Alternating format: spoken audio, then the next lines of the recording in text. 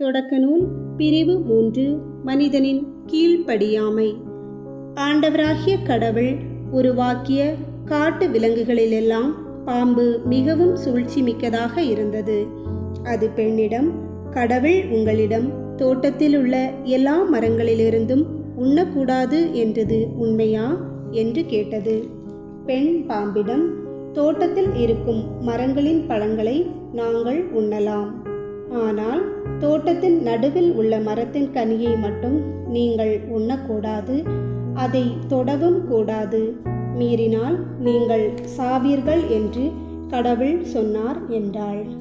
பாம்பு பெண்ணிடம், நீங்கள் சாகவே மாட்டீர்கள், ஏனெனில் நீங்கள் அதிலிருந்து உண்ணும் நாளில் உங்கள் கண்கள் திறக்கப்படும், நீங்கள் கடவுளைப் போல் நன்மை தீமையை அறிவீர்கள் என்பது கடவுளுக்கு தெரியும் என்றது.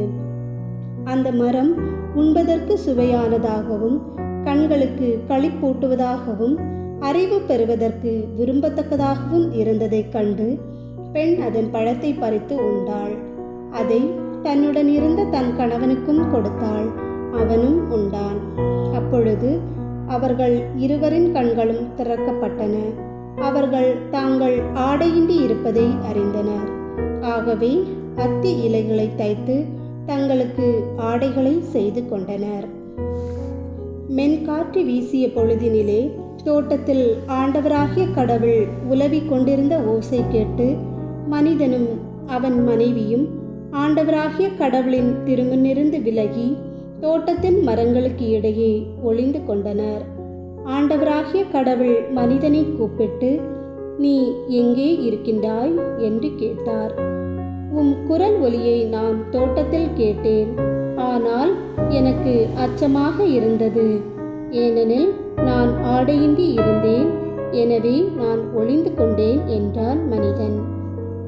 நீ ஆடையின்றி இருக்கின்றாய் என்று உனக்கு சொன்னது யார்? நீ உண்ணக்கூடாது என்று நான் விலக்கிய மரத்திலிருந்து நீ உண்டாயோ என்று கேட்டார்.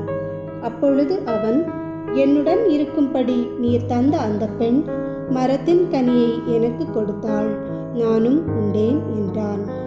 ஆண்டவராகிய கடவுள், நீ ஏன் இவ்வாறு செய்தாய் என்று பெண்ணை கேட்க, அதற்கு பெண், பாம்பு என்னை ஏமாற்றியது, நானும் உண்டேன் என்றாள்.